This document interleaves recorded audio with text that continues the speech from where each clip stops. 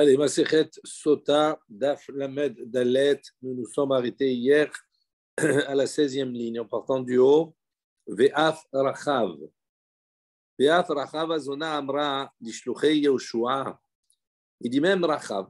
Rachav, c'est une zona. Donc, soit c'est une prostituée, soit c'est une aubergiste. Ça dépend. La dracha, elle est connue généralement comme une prostituée. Adri, elle a également dit l'ishluchei Yoshua aux émissaires, aux espions que Yoshua a envoyés dans la ville de Jéricho avant de faire la conquête de cette ville. Au moins, ils sont rentrés en Eretz Israël. C'est la première ville qu'ils ont rencontrée, c'est Jéricho. Même eux ont dit à ces personnes-là qui ont été hébergées chez elles, elle leur a dit Kishamanu et Asher Hovi Shechem et Meyam Souf. Nous aussi, on a entendu, on a su que Akadosh Baruch Hu a asséché les eaux, Yam Souf, les eaux de Jon, Urtiv, en parlant du Jourdain, Urtiv, en parlant de Kriyat Yam Souf, bien entendu, la traversée de la mer, Urtiv, Anishma, Vaimas, Tivavenu, Velo Kama Od. Et donc également, on dit, ils ont entendu et leurs cœurs ont fondu. Quand ils n'ont pas pu, il n'y a personne qui peut se tenir devant Israël à ce moment-là. Donc on voit que cette traversée du Yarden, du Jourdain, de la mer, quelque chose qui a traversé les frontières et qui sont rentrés même au niveau de Yericho, de Eretz Kenaan. Odam Beyarden, Amar Lahem Yehoshua, alors qu'ils se trouvaient dans le Jourdain, Yehoshua leur a dit au peuple d'Israël, De'u Alma Atem Ovrim, sachez pour quelle raison vous êtes en train de traverser à Yarden, Almenat Torisho et Yoshve Haaretz, en vue de Torisho et Yoshve Haaretz, de chasser les habitants de cette terre, Mipenechem devant vous, Shneemar comme il est marqué, Veorashtem et Kol Yoshve Haaretz Mipenechem. Imatem Osimken, si vous allez réaliser ainsi les choses comme Akadosh Baruch Hu vous l'a ordonné, Mutav, c'est bien. Ve'imlav, et sinon, ba'in ma'im beshotfin otechem. À ce moment-là, les eaux vont se reverser sur vous et vont vous noyer. Maï otechem, ça veut dire otechem, normalement, beshotfin etchem, quoi otechem avec un yud comme cela. Il dit otechem, oti ve'etchem, pour exprimer non seulement moi, oti ve'etchem, et également vous. Ça veut dire qu'Akadosh Baruch Hu également, il est partie prenante de l'événement, que l'événement maintenant a des conséquences sur l'ensemble du peuple d'Israël et sur Akadosh Baruch Hu aussi. Odam Beyarden, Amar Lahem Yehoshua, lorsqu'ils se trouvaient dans le Jourdain, Yehoshua de nouveau leur a dit, Erimu Lachem Ish Even Achat Al Shichmo, que chaque homme par rapport les mispach l'ishité Israël. Donc un homme par rapport au nombre de tribus, c'est-à-dire 12 hommes, vous allez prendre une pierre al-shichmo sur vos épaules. Urtiv, et il est marqué également, les ma'an tiezot od bekir bechem, de manière à ce que cette pierre-là soit pour vous un signe parmi vous, qui shal'un benechem, car vos enfants vont poser la question Machar, demain, dans l'avenir, les morts, en disant Maha Avanim Haezelachem, quel est le sens de ces pierres pour vous? Siman Labanim She'avru Avot et Yarden. Et donc, ce sera un signe pour les enfants que le peuple d'Israël, que leurs pères, leurs ancêtres ont traversé le Jourdain.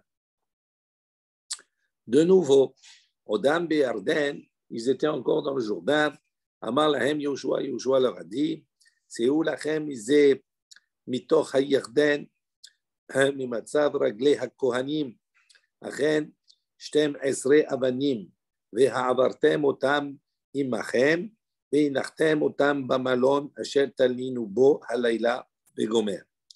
Donc il leur a demandé aussi, à part ces pierres-là, qui étaient des pierres en tant que signe, pour signifier qu'ils sont passés effectivement et pour transmettre à leur descendance, ils ont traversé, qu'il y a eu un miracle, que je les a fait traverser le Jourdain, le Jourdain.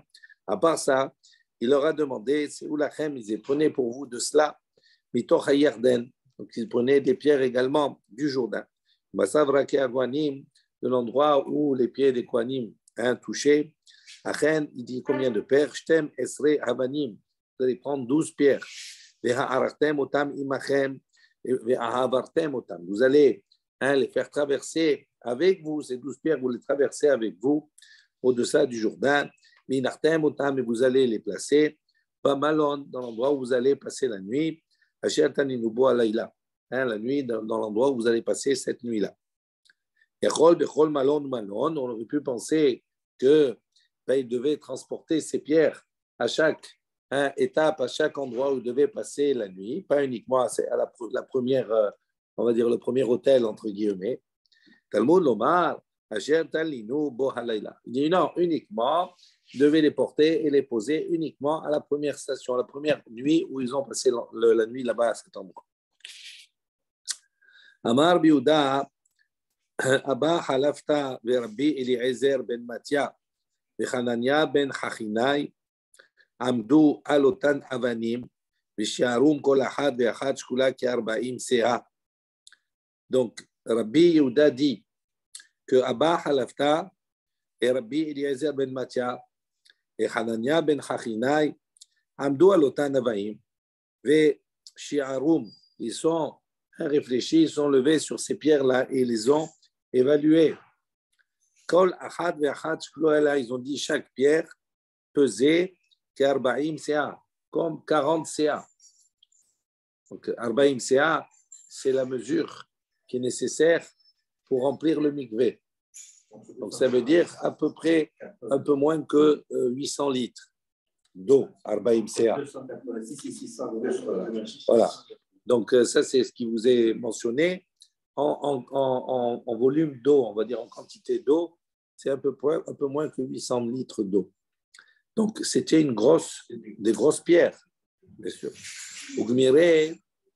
Et on apprend, on sait par ailleurs, des teruna, des madlé, inish, les katfé, tilta, des taouné, have. De manière générale, ce que l'homme est capable de porter, le poids qu'un homme est capable de porter, ça correspond à 3 fois son poids. C'est-à-dire qu'il peut soulever 3 fois plus que lui. Mikan, d'ici,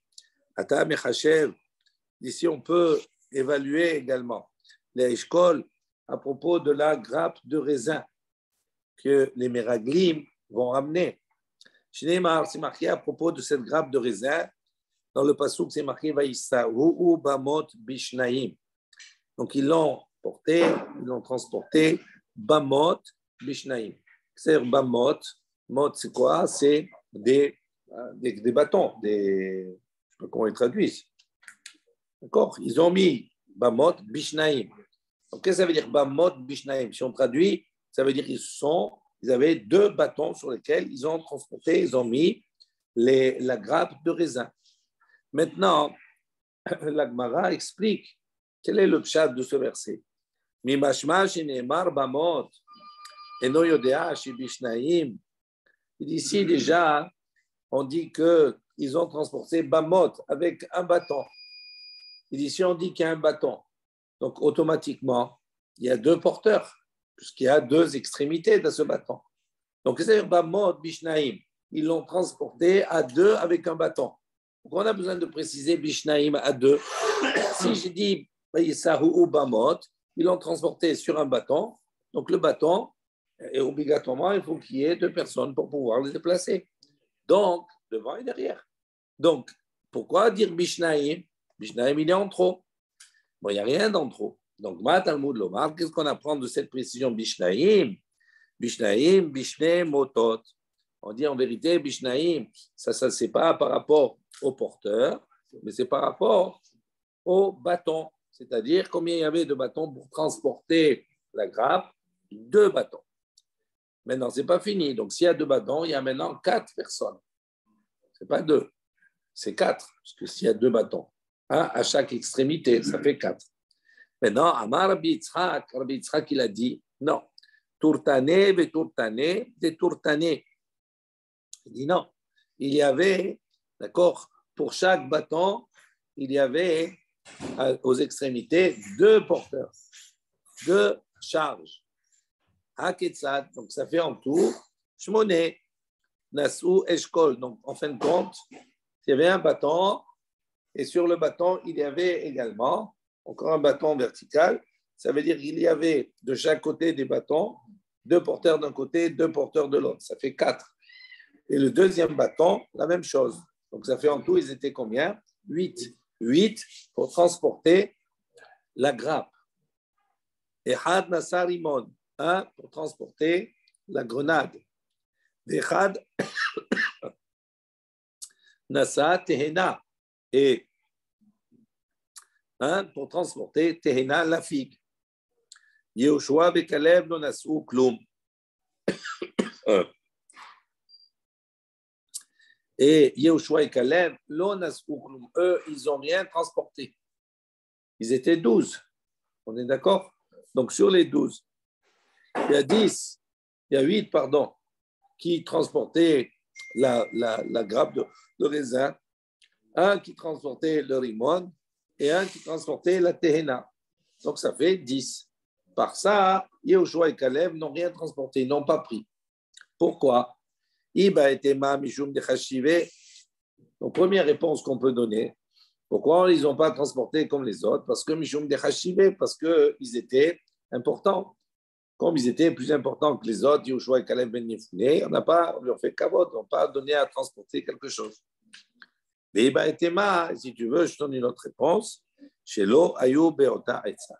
Ils n'ont pas voulu transporter parce que transporter, c'est participer maintenant au complot qui se met en place contre Israël, puisqu'ils vont parler, d'Ibat Ra'a, ils vont parler des mauvaises paroles sur Israël.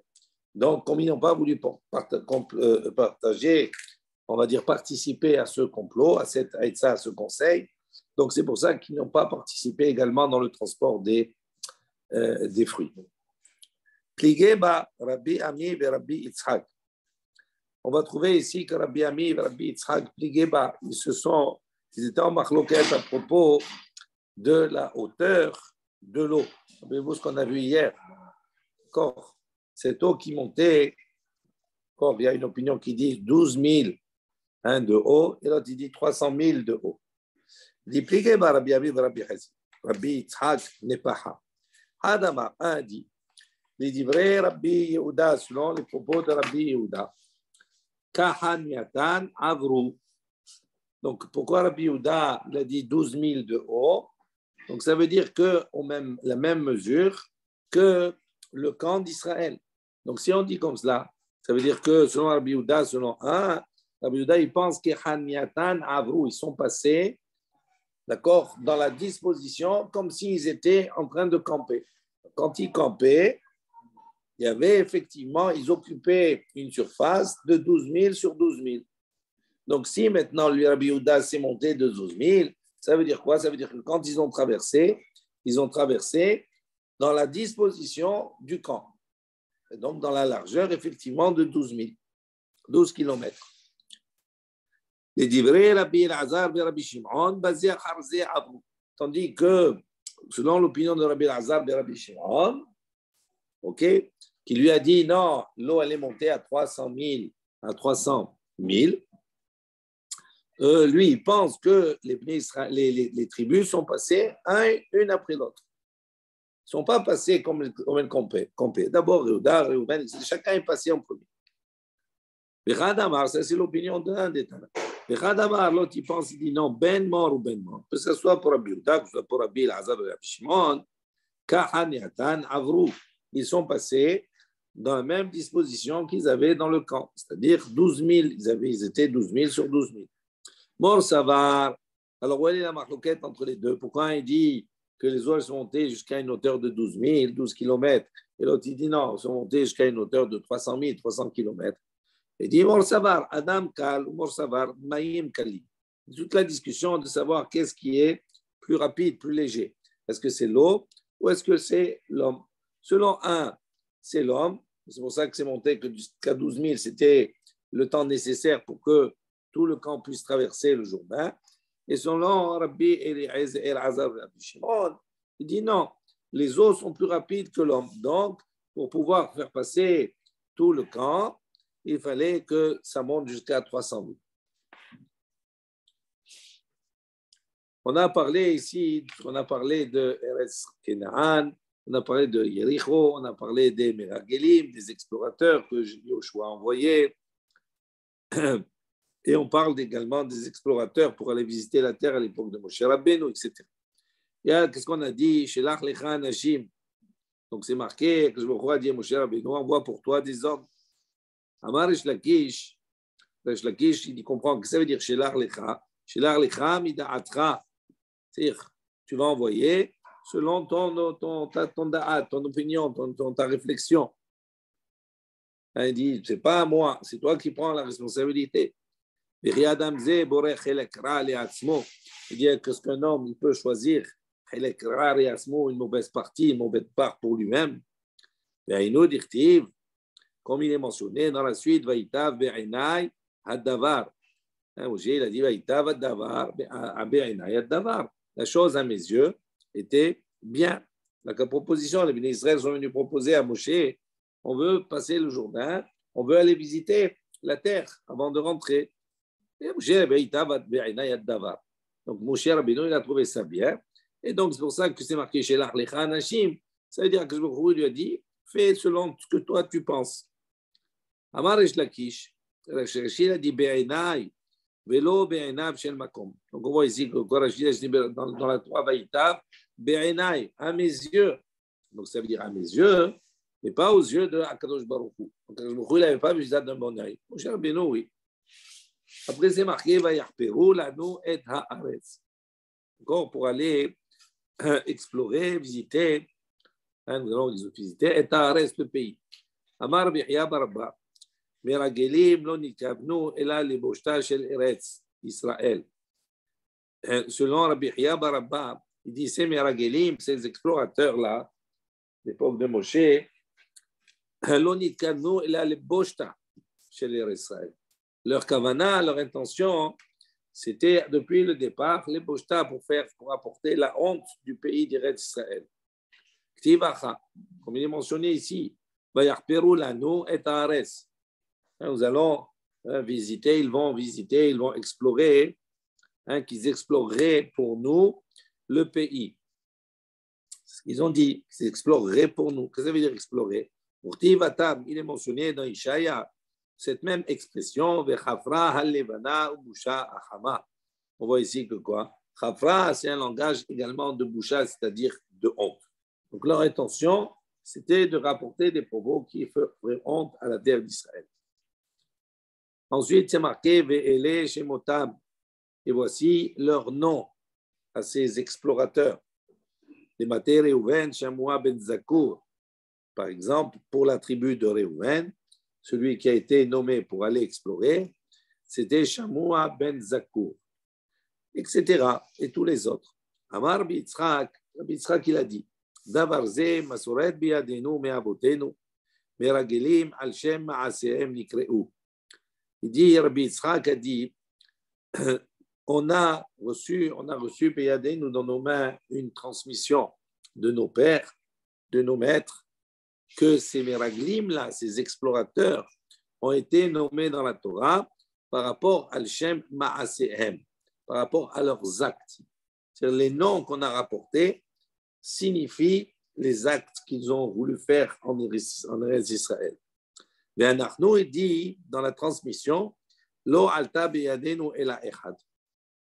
Lui, il dit, dans la transmission, je ne sais pas le sens de tous les noms de ces Meraglim, mais on nous a transmis un seul nom.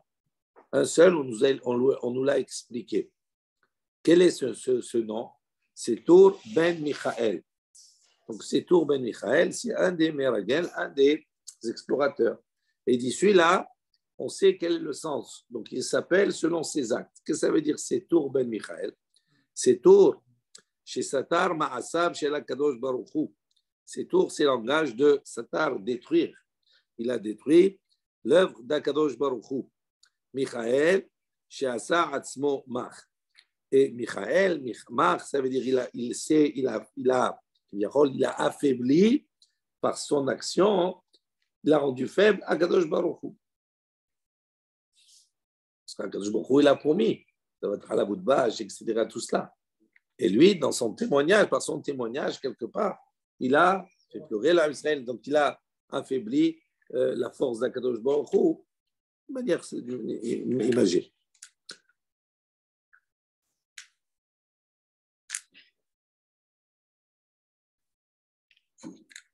Hein, quand Rashi dit Satar Dvarav, Irchish, il a, d'accord, il s'est opposé, il a contredit, il a nié. Il est devenu comme c'était l'ennemi d'Akadosh Baruch Hu parce qu'il a témoigné. Et quand il témoigne différent que ce qu'Akadosh Baruch Hu a dit, c'est comme si maintenant il traite Akadosh Baruch Hu de menteur.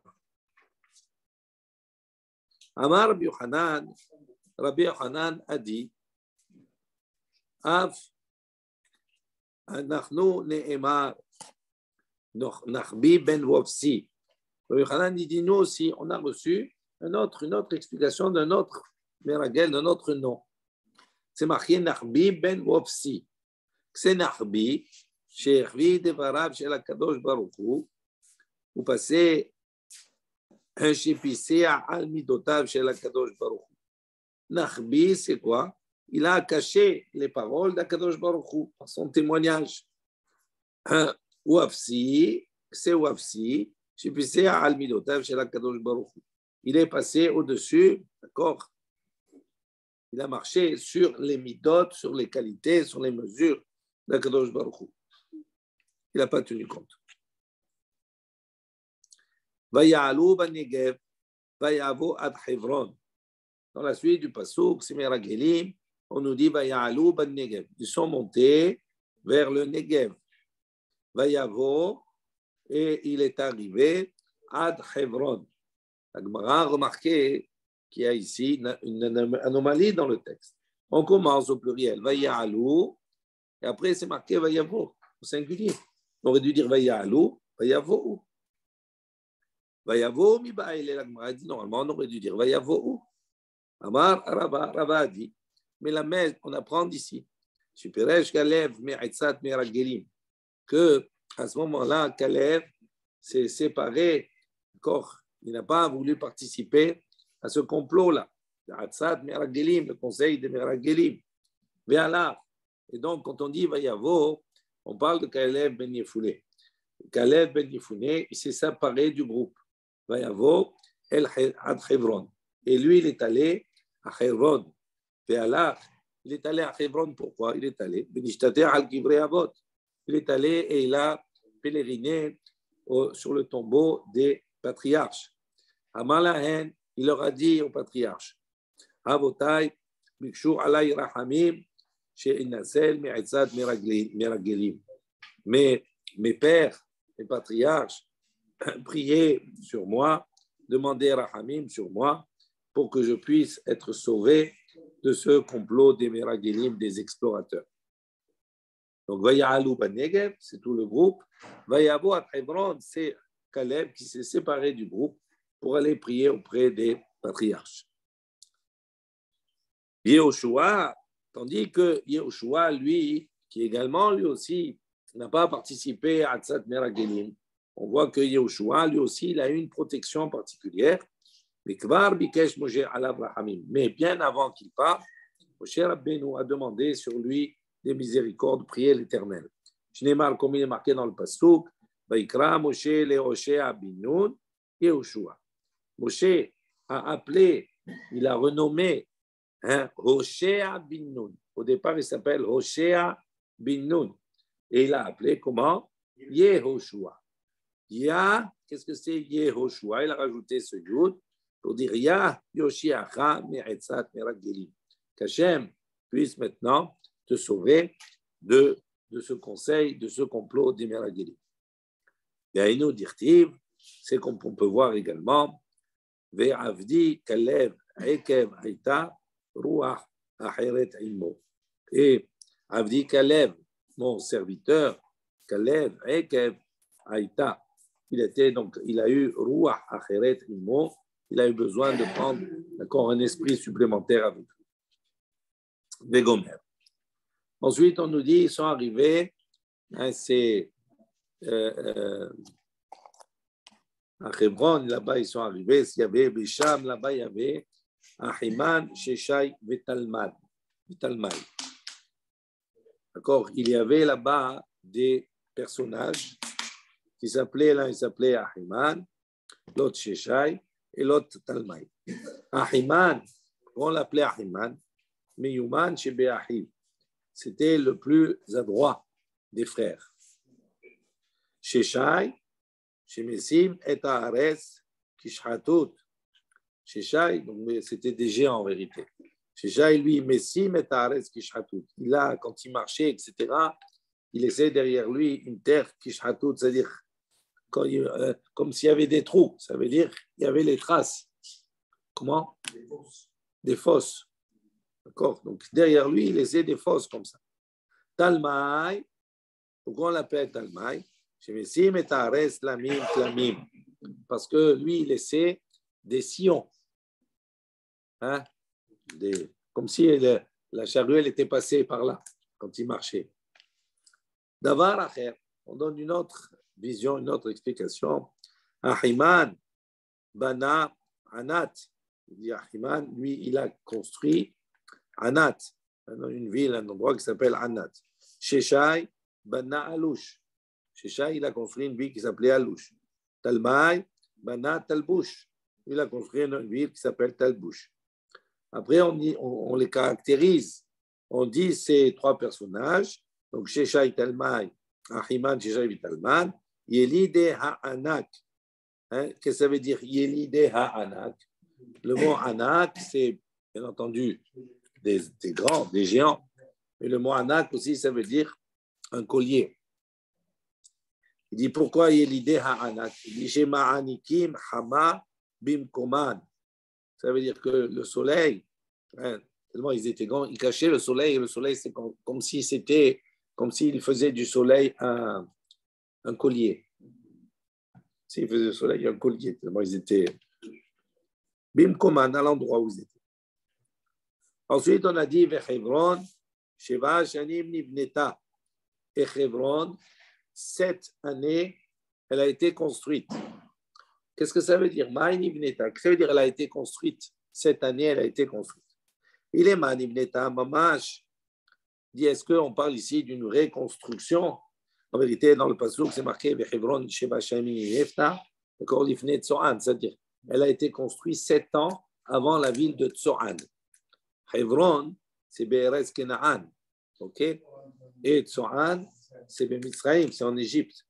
Et on nous dit là-bas dans le texte que Hebron, il a été créé 7 ans avant Tsohan. Il a été construit. En tout cas, c'est le mot qui est utilisé, Nivneta. Maintenant, le problème qui se pose, qu'est-ce que veut dire Nivneta exactement? On propose, si tu vas dire il est Nivneta Mamash, si tu vas dire qu'elle a été construite, vraiment on parle de construction, et qu'elle a été construite 7 ans avant Tsohan. Il dit Adam, Boné, Baït, Livno Katan, Kodem, Livno Gadol. Il dit est-ce qu'un homme, il peut construire, d'accord, une maison pour le plus jeune fils avant de construire une maison pour le plus grand? Tirtiv, comme c'est marqué, ou Bnecham, Kush, ou Mitzrayim, ou Fout, ou Chnaan. On voit ici que quoi? Que les enfants de Ham, c'est qui? Kush, donc le premier. Après, Mitzrayim. Donc, c'est le deuxième. Après, Fout. Et après, Kenaan. Donc, on voit ici que quoi? Que Tsohan, il est en Égypte. Et que Hebron, c'est Kenaan. Donc, il dit, comment tu peux dire maintenant que la ville, Hebron, qui est en Kenaan, elle a été construite avant Tsohan, qui est en Mitzrayim. Hebron, en Kenaan. Kenaan, c'est le dernier, c'est le petit. Et Mitzrayim, c'est le deuxième. Donc d'abord, on construit pour le grand avant de construire pour le second. Donc c'est sûr qu'ici, Nivneta, qu'elle a été construite 7 ans avant Tsohan, ça ne veut pas dire construire ici physiquement. Et là, alors qu'est-ce que ça veut dire Nivneta? Ça veut dire si ce n'est pas construit physiquement. She'aita, Mevuna, Al-Ehad, Mishiv'a, Betsohan. Il dit non, quand on dit Nivneta ici, la chante Mevona, c'est quoi Mevona? Ça veut dire qu'elle était de meilleure qualité. elle était meilleure 7 fois plus que Tsoan. Elle a été construite après Tsoan, mais la Torah veut nous expliquer que Hebron était 7 fois plus supérieure à la ville de Tsoan. Ve'en lecha trashim b'chol eretz Israël yeter mechevron. Il dit, mais il n'y avait pas en lecha trashim. Trashim, c'est rocailleux, non? Comme ça, ils traduisent.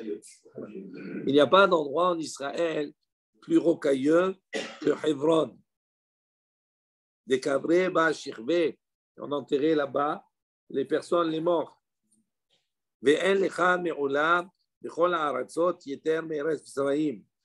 Donc, d'un côté, on nous dit que Hebron, 7 fois plus de qualité que Tsoan. Pourtant, on sait que Hebron, il n'y a pas plus de terre aride, plus de terre rocailleuse que Hebron. En Israël, il n'y a pas plus.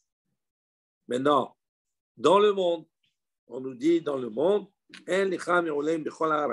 parmi toutes les terres du monde, il n'y a pas une terre qui est mieux que l'Égypte. L'Égypte, à cette époque-là, c'était la meilleure des terres dans le monde. Chez Neymar, comme il est mentionné, que Gan Hashem, que Eretz Misraïm. On voit que le Gan Hashem, ce jardin-là, il est qu'Eretz Misraïm. Donc on voit que Eretz Misraïm, c'est une terre. Oui, c'est une terre fertile, etc. Mais c'est une terre qui est très importante. Parmi toutes les terres du monde à l'époque. Maintenant, en Eretz Misraïm, il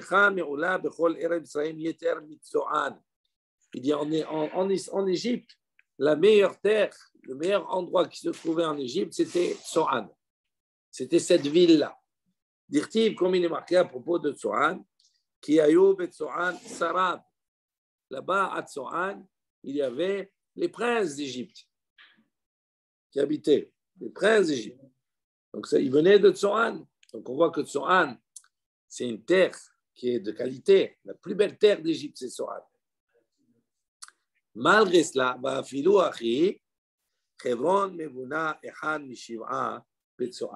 malgré tout cela, Hebron était 7 fois supérieur à Tsoan.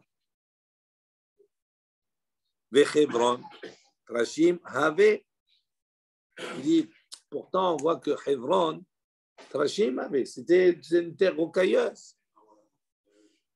Eh oui, on l'a dit avant. Des rochers, c'est quoi encore plus que mesure? Véactive, hein, il dit, comme ainsi qu'il est écrit, comme ça, Vahi Mikes Arbaim Shana. Donc, à la fin des 40 ans, Bayomer Avshalom a dit au roi, Elchana, hein, je vais me rendre là-bas, laisse-moi de grâce aller. Je regarde. Voilà. Rachid dit Elchana, Vajalem et Nidri, donc je vais aller me payer mon éder, je vais m'acquitter de mon éder. Elchana Bechebron, Vajalem a Neder, Shenadabti, un Bekashur, Begeshur, Kedirtiv, Batre, Kineder, Nadar, Abdecha, un Beshipte, Beshur, Bechebron, Maïbae, Vealolo, Hayasham, Hamizbeach, Kiim, Begivon. Donc il dit pourquoi il est allé là-bas, en quelque sorte. C'est une terre qui était rocailleuse, il n'y avait rien. Pourtant, on voit qu'il dit d'aller là-bas. Et Amar, Rav Abia a dit, Beitema Rabba Barhanan a dit, Shealach, il est allé, les avis qui va signer Hebron. Il est allé pourquoi en vérité, dans son intérêt, pour aller chercher là-bas Kvasim, les agneaux là-bas, de Hebron. Pourquoi? Netanya, Elim, Mimoav. Il y a une baraïta qui nous dit, les meilleurs béliers, c'est les béliers qui viennent de Moab. Leur qualité est exceptionnelle. Kvasim, en revanche, si tu veux prendre des Kvasim, des agneaux, etc., tout cela, mais Hebron, bien gras, de Hebron. C'est les meilleurs à Hebron. Mina aide de klisha ara havda raya peshamen kinyana. Donc il dit, on voit d'ici que quoi, effectivement, puisque cette terre, elle était klisha ara, c'est une terre qui était rocailleuse. Donc ça veut dire quoi? Ce n'est pas une terre qui pouvait être travaillée. Donc, si elle n'était pas travaillée, donc elle est restée à l'état de nature, entre guillemets, et là-bas poussaient de belles herbes au point que les kvassim pouvaient brouter, pouvaient manger et pouvaient devenir des kvassim bien gras et bien beaux. Donc ça, c'est la qualité de Hebron par rapport aux autres. Voilà, on va s'arrêter ici. On est mignonne. Baruch Adonai Leolam, Amen ve'Amen. Rabbi Hanan ben Akasha Omer, שהקדוש ברוך הוא לזכות את ישראל לפיכך, ככבה להם תורה ומצוות, שנאמר אדוני יחפש מעל ספרו, יגדיל תורה ויגדיר, יתגדל ויתקדש שמך אמן, ועמד ירח וחוף והביא עצמם ותנאים קרם שכם, היכון ויכון וכל בית ישראל, ועגלה ובכלל תראית לכו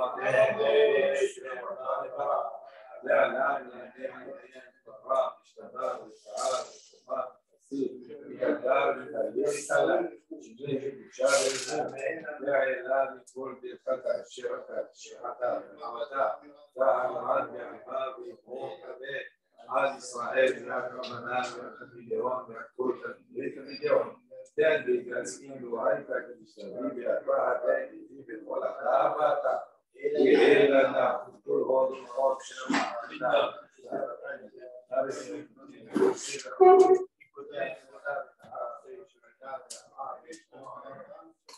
של המערבה שמיה, האם יצרה ושורה ולחמה, שבה וסועה, גבולה וסליחה ופפרה ולפה ולצלה.